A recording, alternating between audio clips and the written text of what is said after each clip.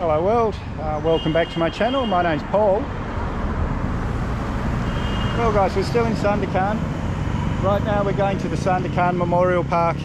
This is the memorial for all the Allied soldiers that lost their lives in the Death March. And, we're going to have a wander around here. We're going to be a bit respectful, so I won't have the camera out everywhere. We'll get a few photos for people, because I do have, well, it's a bit personal, I won't get into that, but I'll be taking a few photos for people, having a bit of a wander around. For now I'm going to put the camera away, get a bit of information.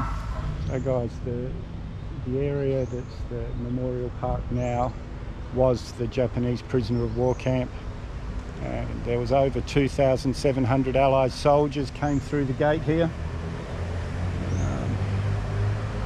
Guys, I'll give you bits of information as I go along. If you come here and visit, there's actually an app that you get for free. They even give you Wi-Fi in the office over there, and so you can download the app from Play Store for free.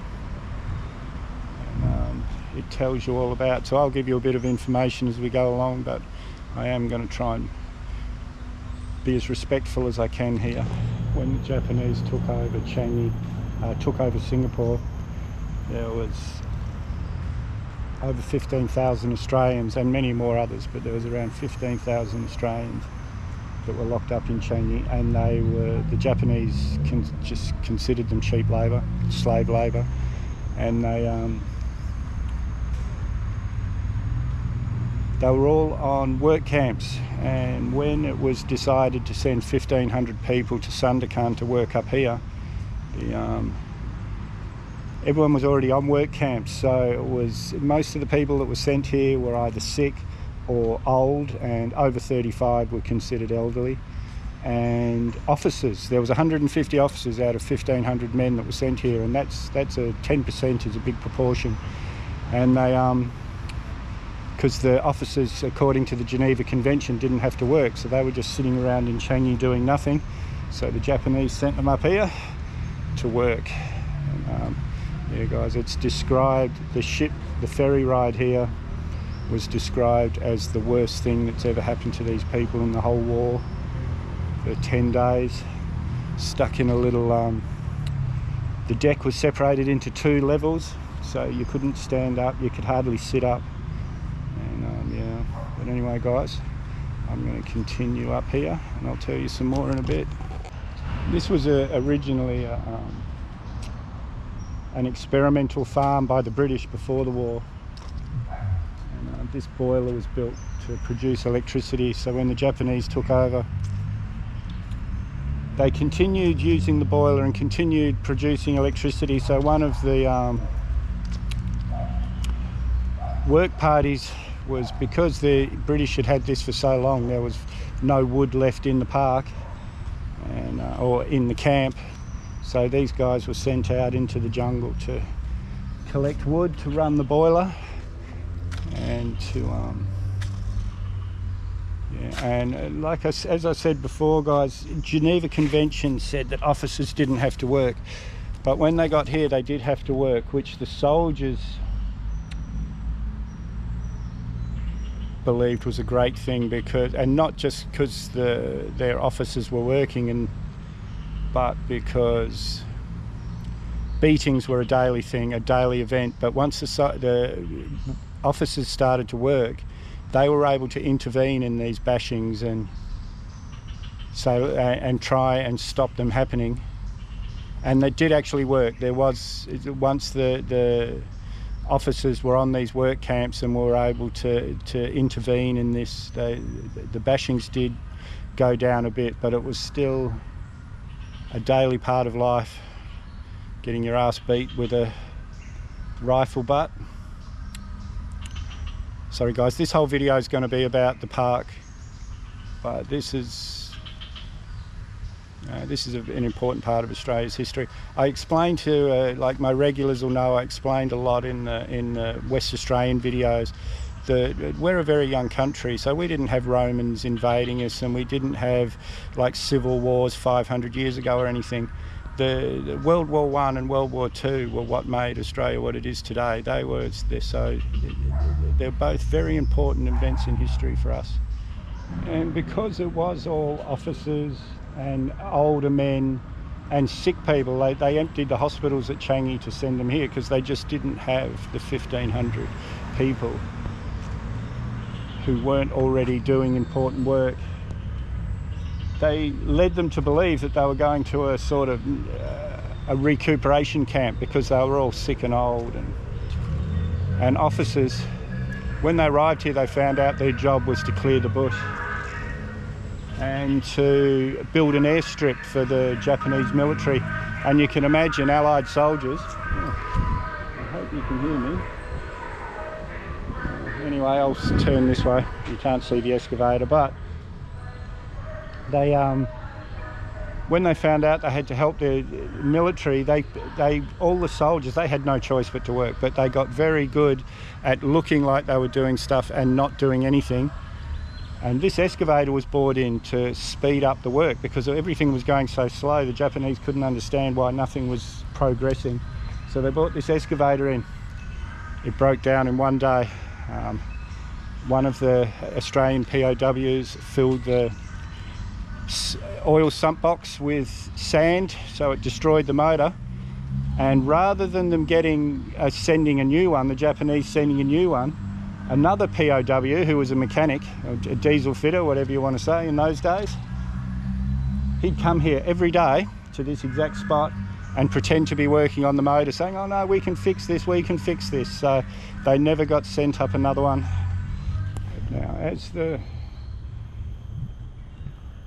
Japanese invasion of this part of Borneo became more of a reality, the locals were determined to do everything they could. Like the Chinese, there was a big Chinese population here, and they could still remember Nanking, where the Japanese went in and slaughtered everyone.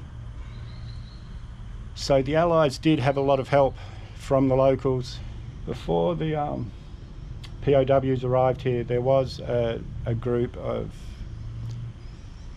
mostly British farmers and farmers' wives and things that were sent off to an island off the coast here, and a local underground of the local people, the Chinese and the Malays, was formed, and they were helping these people by supplying them with food and medicine and things. So when the POWs arrived, there already was an established underground here, and they were able to supply as best they could, because the POWs were guarded a lot more than the civilians had been, but they were able to supply them with some medicines and food. They were able to even smuggle in a firearm and ammunition. They were able to bring them parts to build a working radio. So for the first 12 months, the guys had it pretty easy here as far as prisoner of war camps went. There was 770 grams of rice per day per person, which is quite a bit of rice. So the guys were able to trade the rice with other foods, with the locals. They were paid 10 cents a day, so a little canteen was set up in the camp. There was a couple, I think, and you could buy a turtle egg for $0.01, you could buy a coconut for $0.01, a banana for $0.01. So these guys were, as far as prisoners of war went, they were living pretty well. But then after about 12 months and there was no progress on the airstrip, which is what they were there for, things started to get harder. The food rations were cut drastically. The life, and they were able to put on plays, and there was boxing matches every week, and there was wrestling matches occasionally. There was recitals, and it was as far as prisoners of war went, it was a pretty good life here for that first 12 months. But yeah, then it changed. Where we are now, this is about the position of the main gates of the camp, and this is where the death marches started. They were going to push the prisoners to Kota Kinabalu, which was, as you know from my other videos, is known as Jesselton back then. And yeah, the plan was to push them to there, and so they were closer to Peninsular Malaysia and Singapore. But as you also know from my other video of the 2,440 Allied soldiers that left here. Only 6 lived, and those 6 escaped into the jungle and eventually made their way back to Australia. But everyone that marched that didn't escape, 2,436 men just died in the jungle. Yeah, guys, I'm walking around here, and normally you'd walk past someone and smile. No one's smiling. It's kind of got a feeling like the killing fields in Cambodia. It's really very I don't know what words to use, guys, but it's a very powerful, very emotional visit. My plan was just to come here for a little bit and then go off and do some other things for the day. I've got my grab driver's waiting outside, but yeah, I think, well, I know this is just going to be one video on its own, because there's still a lot more to see. As I said earlier,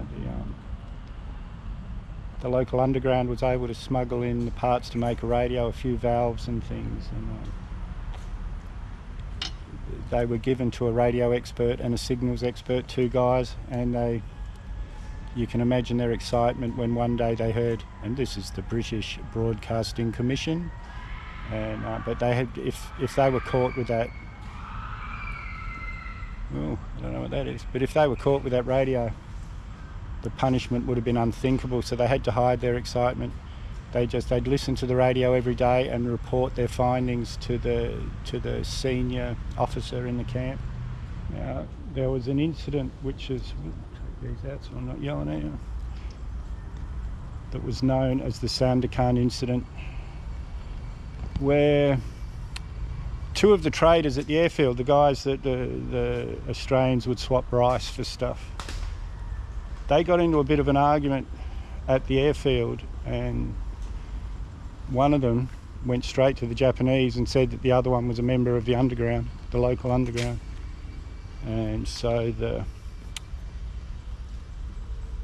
Japanese secret police, like the Gestapo of the Japanese army, came in. I think they're called the Sandakan, but don't quote me on that, guys. They came in, and there was some horrific torture, some really unbelievably horrific torture was put out, like stuff that you'd expect from the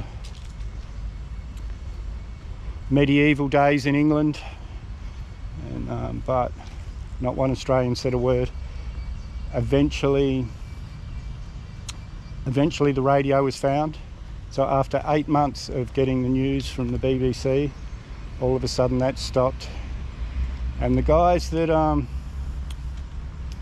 had the radio, and quite a few of the underground got sent to Kuching, which I was in an early video. It's on the Malaysian-Indonesian border, the Malaysian-Indonesian border, and they were sent there, and they were sentenced to actual prison. And oddly enough, this is what saved their lives, because they were in prison when the death marches happened. So yeah, guys, this is the actual memorial here. But I'll show you that in a little bit. I'll get more information on it and tell you about it. But yeah, so the Sandakan incident pretty much closed down the underground, because most of them ended up in prison or dead.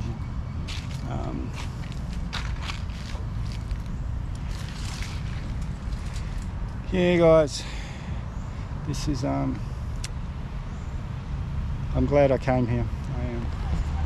Okay, so the memorial at this site was one of the tallest trees in the world at 250 metres, and it was about the only bit of beauty left in the area, and it became a focal point for the camp.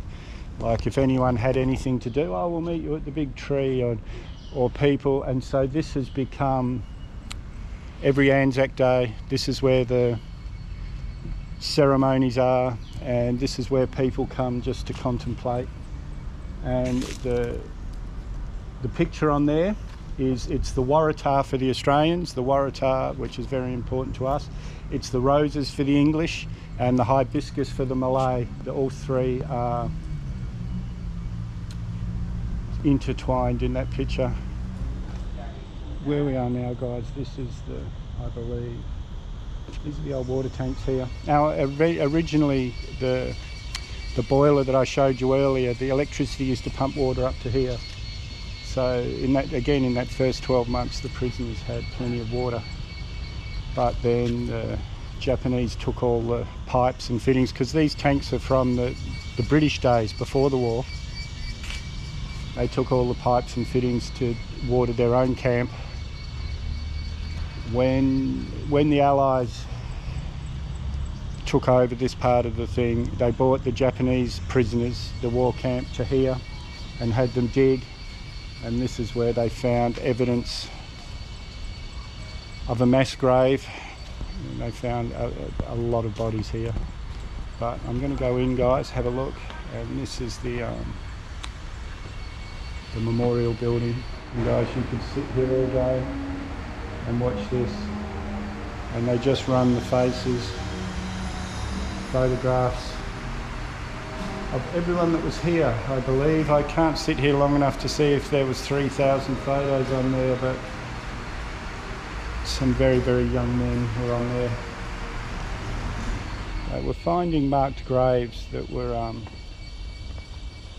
they thought they were far too big to be graves, but the reason is there was like 5 to 10 bodies in each grave,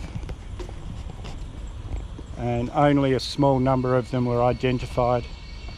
So, oh guys, a very emotional day.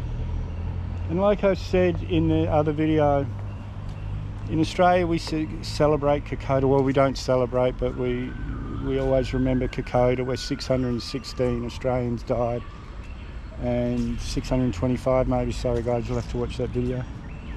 And we remember Changi prison, which was just horrible, but that's because thousands of people, thousands of men survived that and went home and were able to tell the stories. But of the atrocities here, there's only 6 men lived through it, and even the locals that came forward, there were very few of the original underground. But we need to remember these sort of things, guys. This was just, man, this is up there with the killing fields. You know, maybe the thousands of people didn't do well, they did, but it was, you know, this is the same sort of feeling I got going through the killing fields in Phnom Penh. And it's just, sorry guys, I got a bit emotional there. I didn't know what to say, but all I really can say is rest in peace, Ted, all your mates, lest we forget.